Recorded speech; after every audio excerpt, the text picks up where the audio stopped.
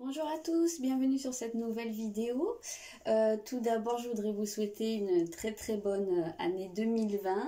Je vous souhaite qu'elle vous apporte tout ce que vous souhaitez, la réalisation de vos rêves, beaucoup de bonheur, beaucoup d'amour, beaucoup de lumière.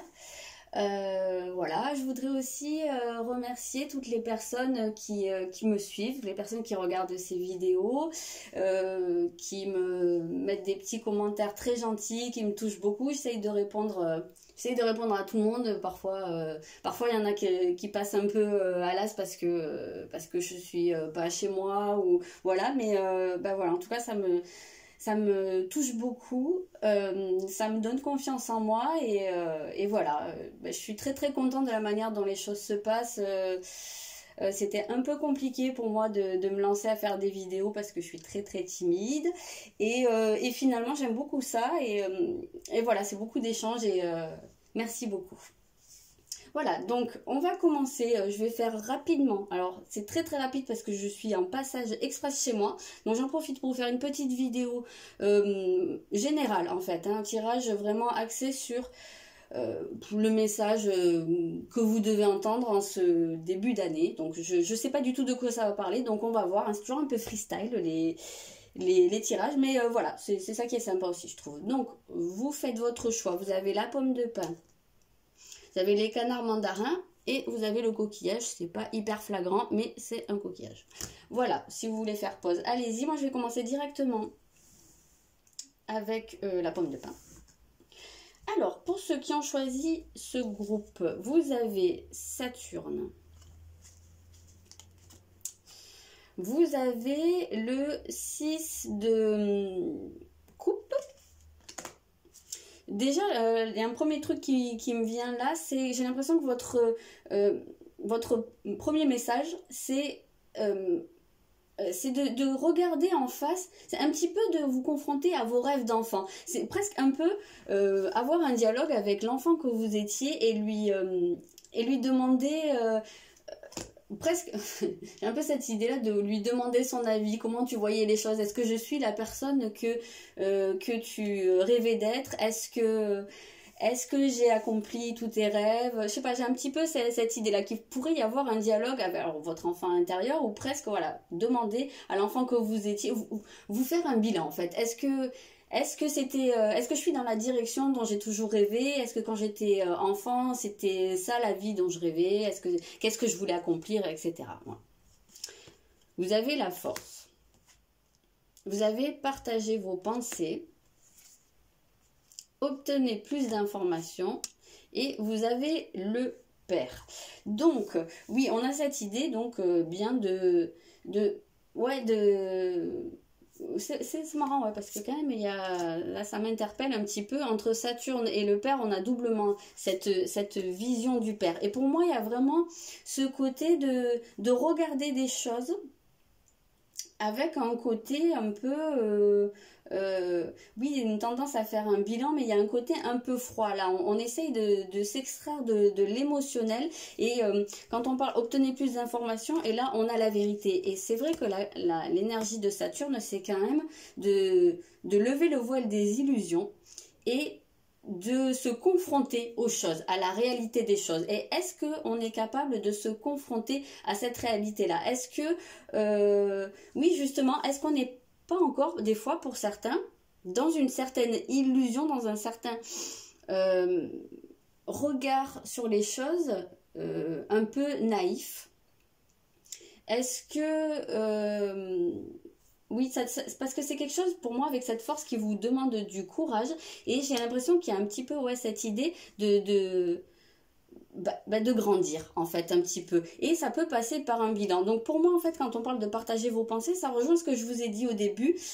Pour moi il y a cette idée de confrontation entre l'enfant qui est à l'intérieur de vous et l'adulte que vous êtes devenu, que vous êtes en train de devenir. Je ressens vraiment beaucoup. Partagez vos pensées, j'ai vraiment ce truc de l'échange entre ces deux parties-là de vous. Donc je pense que c'était pas complètement débile ce que je vous ai dit au début. Mais avec ce père-là, j'ai presque l'idée qu'il faut que vous deveniez votre père ou le père de cet enfant que vous avez aidé. C'est-à-dire, quelque part, essayez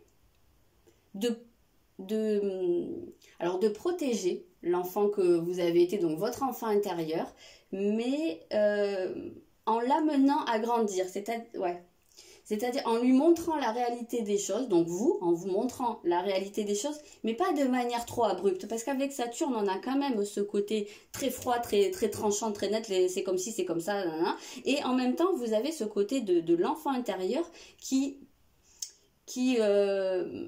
comment dire, qui adoucit quand même, on est quand même sur deux opposés. Donc j'ai l'impression qu'il y a un peu cette balance à faire entre ces deux énergies. Là vous êtes un peu sur une énergie transitoire, mais j'ai l'impression que ça vous parle beaucoup d'un dialogue intérieur. Et on a beaucoup cette idée de protection. Donc peut-être aussi que vous avez tendance actuellement à faire ce bilan-là et à le faire un petit peu, c'est vrai qu'un début d'année ça s'y prête, mais à le faire d'un œil un peu, justement peut-être un peu trop froid. Peut-être qu'il y en a certains qui ont tendance à être un petit peu trop durs avec eux-mêmes, et peut-être qu'on vous encourage aussi à regarder les choses de manière avec un peu plus de douceur, donc peut-être un peu plus enfantine. J'ai l'impression que c'est vraiment cette idée de balance entre la maturité et le côté enfant, voilà. Ouais, j'ai un petit peu cette impression-là, mais parce qu'il y a une vérité qui doit en sortir, peut-être qu'il y a une décision à prendre, peut-être que vous avez quelque chose à dire à quelqu'un qui n'est pas forcément évident, et qu'on vous encourage à y aller avec un peu plus de douceur, en y mettant des formes, peut-être qu'il y a un petit peu de cette idée-là, ici. Je regarde si ça peut nous parler d'autres choses. Ou peut-être que vous devez aller à la recherche d'une vérité aussi, également. En tout cas, on a vraiment cette idée d'échange. Alors, on peut être aussi, pour certains, dans un message qui s'adresse à votre relation, soit avec un parent, soit avec un de vos enfants, ou vos enfants, si vous êtes vous-même parent. Il y a peut-être un dialogue qui n'a pas fonctionné, ou peut-être qu'il y en a certains qui vivent une situation de crise, comme ça, de manière un peu filiale ou paternelle. Et que justement là, peut-être qu'on vous encourage à exprimer des choses, à affronter une vérité. Peut-être qu'il y a des gens en fait qui font l'autruche par rapport à une relation comme ça, avec un parent ou avec un enfant, et que là on vous encouragerait à aller soit chercher la vérité, soit à aller l'exprimer, à prendre votre courage à deux mains. Parce que peut-être que vous vous posez des questions, que vous avez besoin d'obtenir des réponses, et peut-être que vous avez aussi des choses à exprimer. Ça peut être un cas de figure. Ça, c'est quelque chose aussi qui peut comment dire, se transposer en fait sur une relation qui serait pas parent-enfant, mais peut-être avec une personne avec qui vous avez un décalage. Alors ça peut être de maturité, ça peut être dans l'expérience des choses, ça peut être aussi un décalage dans la manière de voir les choses. Peut-être qu'il y a un de vous deux qui est plus dans quelque chose d'assez froid, d'aller droit au but et tout ça, et l'autre qui est un peu plus enfantin, qui est peut-être un peu plus immature, mais ou peut-être quelqu'un qui est un peu plus juvénile dans sa manière de voir les choses. On voit qu'il peut y avoir cet affrontement entre guillemets, de ces deux tempéraments ou de ces deux modes de pensée différents, avec un décalage soit sur l'âge, soit sur la maturité. On peut avoir deux personnes du même âge mais qui ne fonctionnent pas sur sur le même rythme, quelque part, et on a quand même cette idée qu'il pourrait y avoir une confrontation ou une explication. J'ai ma voix qui déraille. Une confrontation, une explication, où il y a une vérité qui doit sortir, à des choses qui doivent être exprimées pour moi. Voilà pour ceux qui ont choisi le premier groupe. N'hésitez pas à me dire dans les commentaires si ça vous parle. Et je vous souhaite en tout cas un très bon début d'année. Je passe au deuxième groupe, les canards. Alors, nous avons ici, les bénédictions, ce qui est quand même pas trop mal. Je vais regarder celle-là. La reine de coupe, c'est quand même, déjà ça part sur pas mal d'harmonie. On sent un certain bien-être là, quelque chose qui baigne dans des énergies du cœur, dans des énergies aussi d'accomplissement, et d'accomplissement, c'est ça, j'allais dire d'expression de soi. Oui, c'est un petit peu ça, mais c'est quelque chose où vous pouvez laisser parler votre cœur. Donc on sent vraiment pour moi beaucoup de sécurité ici. vous avez le pendu. Ouais, bah, le pendu, moi, là, m'évoque l'alignement, en fait. Hein. Se centrer, voilà, se centrer. Là, pour l'instant, on n'est pas sur quelque chose, beaucoup d'action. On est sur quelque chose qui serait plus intérieur. Alors, ça peut être pour certains quelque chose d'assez spirituel. On sait que le pendu, c'est une carte qui est très, très spirituelle. Qui, du fait de sa position inconfortable, ben la seule chose qu'il a à faire, c'est voir les choses différemment et penser, en fait. Hein. C'est tout ce qu'il a à faire. Mais en réalité, on a tendance à dire que même si ça a l'air inconfortable, il n'est pas en souffrance. Si on regarde bien sa tête, il n'a pas l'air de souffrir de comment il est. Donc peut-être que pour les personnes qui ont choisi ce groupe-là, vous avez peut-être pu vivre soit des conflits, soit des choses où vous vous êtes senti un peu malmené ou maltraité par les événements, des choses un peu compliquées, et que là, enfin, vous arrivez à être en paix peut-être par rapport à ça, parce que vous arrivez peut-être à voir les choses différemment ou à comprendre pourquoi en fait, quel était le but de tout ça. Peut-être que vous voyez en fait le bout des choses, ou voilà, que vous êtes, on a une sensation de lâcher prise quand même là, parce que justement moi je pense que vous avez pu atteindre une certaine sécurité, vous construire une sécurité émotionnelle à mon sens. Ici, on a cherché votre destin. Donc oui, on a quand même cette idée. Alors, soit vous êtes en pleine recherche spirituelle et vous commencez à y voir clair. En tout cas, vous commencez à vous sentir bien. Il y a peut-être, oui, certains qui arrivent à sentir ce vers quoi leur cœur les mène, en fait. Hein, ce vers quoi... ils sont censés aller peut-être, hein, ou en tout cas on sent que la période, si vous n'en êtes pas là, la période est favorable, justement comme je vous disais, avec ce pendu, on est vraiment poussé à aller chercher à l'intérieur de soi, donc ça peut être le bon moment pour trouver des réponses. En tout cas vous avez la trahison, donc oui, hein, on parlait bien de se sentir malmené pendant un certain temps, donc peut-être que vous avez vécu une certaine trahison, peut-être que vous avez été confronté à des personnes ou des situations dans lesquelles des engagements n'ont pas été tenus, ou des promesses n'ont pas été honorées, mais que vous pouvez enfin vous détacher en fait de cette blessure de trahison, et que vous pouvez relâcher le contrôle. Pour moi, la trahison va avec le contrôle, et le pendu évoque le lâcher prise, je vous l'ai dit tout à l'heure, et ce lâcher prise, ça implique de relâcher le contrôle et d'accepter les choses comme elles viennent. On sent beaucoup d'acceptation là-dedans, et vous avez affirmez-vous. Donc oui, c'est le moment de s'affirmer, mais là on n'a pas l'idée d'y aller par la colère, on a l'idée en fait déjà au départ de vous trouver, de trouver votre voie, de vous trouver en paix, et de ce fait de pouvoir exprimer, il me semble que je vous l'ai dit au début mais je suis pas trop sûre, de pouvoir exprimer qui vous êtes, ce que votre cœur veut exprimer. Mais il y a beaucoup de douceur ici. Pour moi, dans ce groupe-là, il y a de la douceur, de l'acceptation et du lâcher-prise. Donc c'est un très très beau message pour commencer cette année. Et voilà. J'espère que ce petit message de début d'année vous aura plu, vous aura parlé. N'hésitez pas à me dire dans les commentaires. Et moi, je vais passer au troisième qui est le coquillage. Donc ici, on a Mercure. On a, je vais attraper celle-là.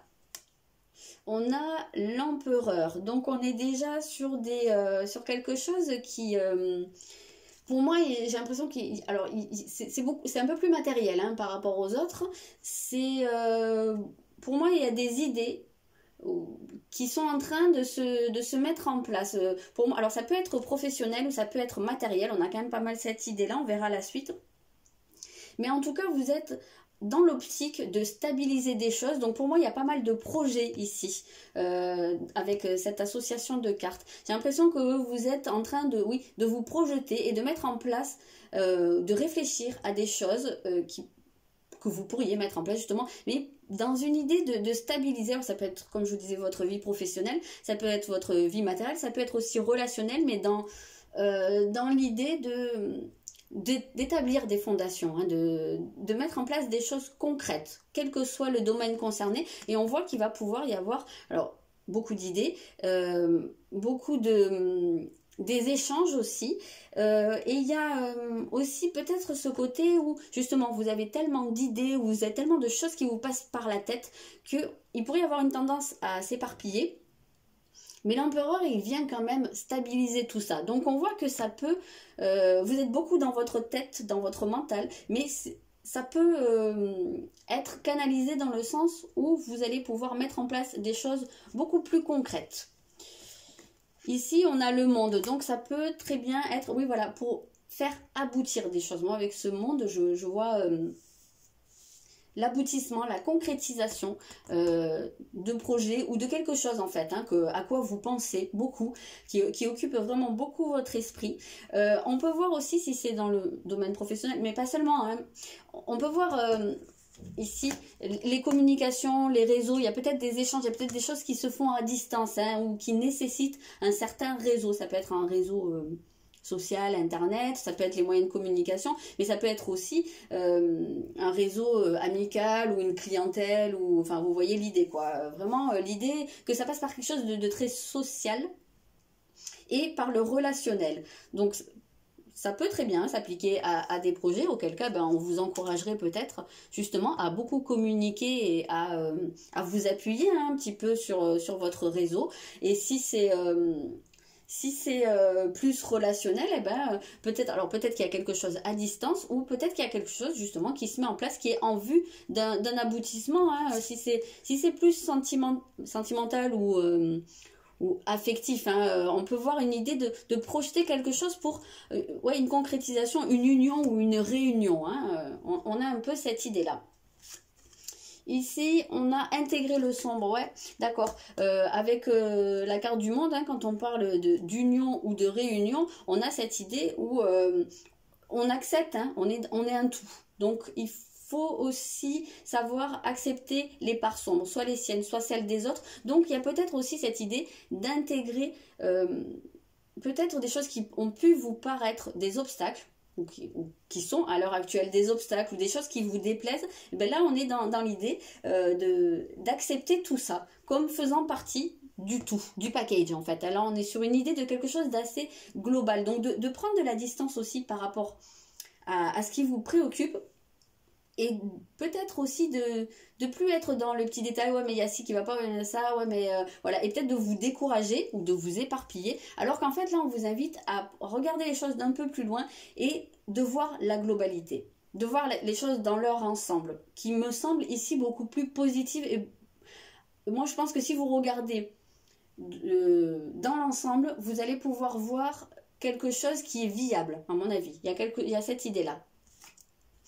Vous avez le respect, et oui, et le respect, ça vient avec cette intégration du sombre, et justement, apprendre à respecter, quelque part, à respecter et accepter ce qui peut vous déplaire. Alors, ça peut être chez les autres, hein, si c'est relationnel, ça peut être aussi dans un projet, dans des choses qu'on vous propose. Il y a peut-être aussi toujours des points négatifs, et là on est plus sur quelque chose où on apprend à intégrer et à accepter, et aussi quelque chose où vous pouvez apprendre à vous faire respecter. Ça va toujours en miroir, mais il y a vraiment cette idée-là. Là, vous êtes quelque part en train de travailler le respect. Donc finalement, vous pouvez aussi vous poser la question, jusqu'à quel point je peux accepter les choses? Si je peux accepter ces petits...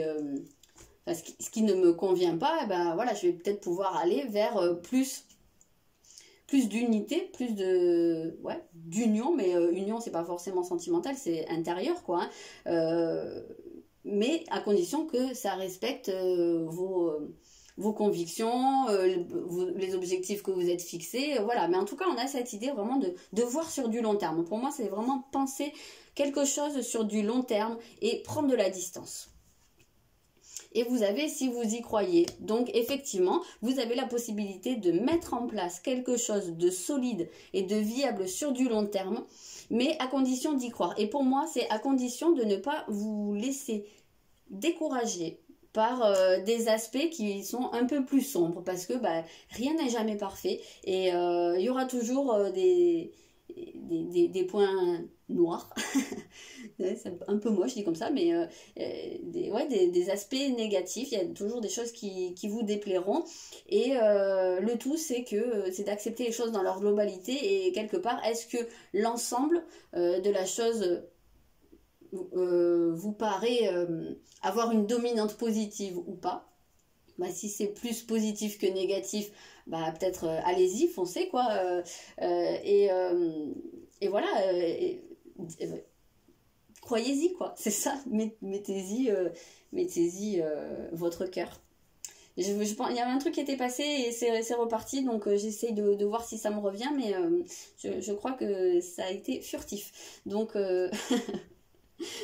voilà, voilà, pensez dans la globalité, dans l'unité, essayez de vous projeter, mais surtout de vous respecter et surtout d'accepter, accepter, voilà. Et vous acceptez.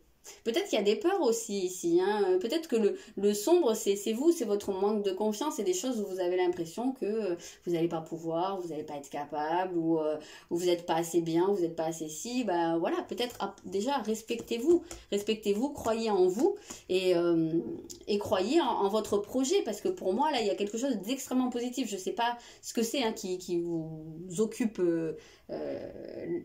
la tête, quoi, je sais pas comment dire, l'esprit. Mais en tout cas, c'est quelque chose qui a vraiment la possibilité de s'ancrer, de se concrétiser et d'aller vers quelque chose de stable sur du long terme.